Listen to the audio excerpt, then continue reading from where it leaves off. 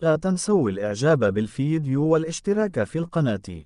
عقد مجلس الأمن التابع للأمم المتحدة بنيويورك مشاورات مغلقة حول قضية الصحراء المغربية، وهي مشاورات منتظمة منصوص عليها في قرار المجلس رقم 2654 الذي تم اعتماده في 27 من أكتوبر الماضي. وأفادت مصادر دبلوماسية أممية متطابقة بأن أعضاء مجلس الأمن تلقوا أمس الأربعاء إحاطة من المبعوث الشخصي للأمين العام للأمم المتحدة للصحراء ستافان دي ميستورا، والممثل الخاص للأمين العام للأمم المتحدة للصحراء ورئيس بعثة المينورسو ألكسندر إيفانكو. وحسب المصادر ذاتها، فقد حظيت المبادرة المغربية للحكم الذاتي بتقدير ودعم واسعين من قبل عدد كبير من أعضاء المجلس، الذين اعتبروا أن هذه المبادرة تمثل الحل الجاد وذا المصداقية والواقعية الذي من شأنه إنهاء النزاع الإقليمي حول الصحراء المغربية كما كرسته قرارات مجلس الأمن منذ 2007، بما في ذلك القرار رقم 2654. وعبروا بالإجماع عن الدعم القوي للعملية السياسية التي تجري تحت الرعاية الحصرية للأمم المتحدة من أجل التوصل إلى حل واقعي وعملي ودائم وقائم على التوافق لقضية الصحراء المغربية. وجددوا في هذا الصدد تأكيد دعمهم لجهود المبعوث الشخصي للأمين العام للأمم المتحدة الرامية إلى إحياء العملية السياسية الأممية التي كرستها جميع قرارات مجلس الأمن منذ سنة 2007.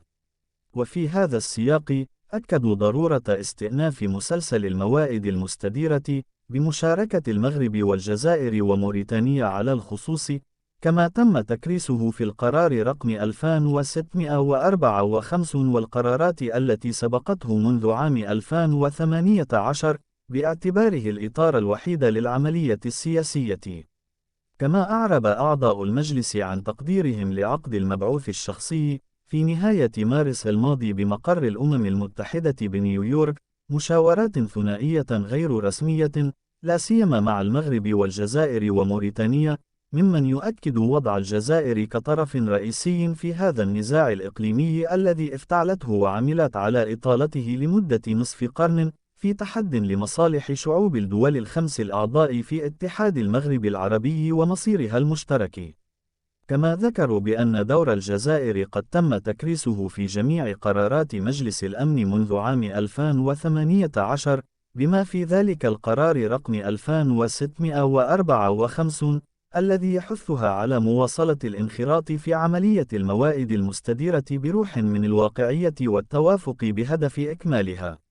بيد أن الجزائر للأسف تواصل انتهاكها لقرارات مجلس الأمن وبالتالي للقانون الدولي من خلال رفضها المشاركة في عملية الموائد المستديرة، بينما شارك فيها 2 من وزيري خارجيتها السابقين هما مساهل ولعمامرة على التوالي في شتنبر 2018 ومارس 2019.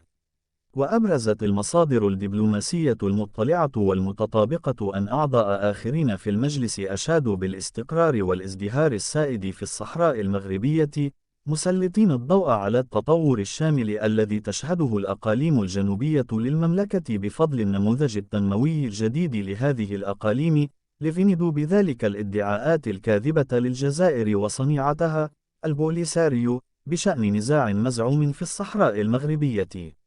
كما تم تسليط الضوء خلال هذه المشاورات على افتتاح قنصليات عامة في مدينتي العيون والداخلة، وكذا على الاعتراف المتزايد بمغربية الصحراء من قبل المجتمع الدولي.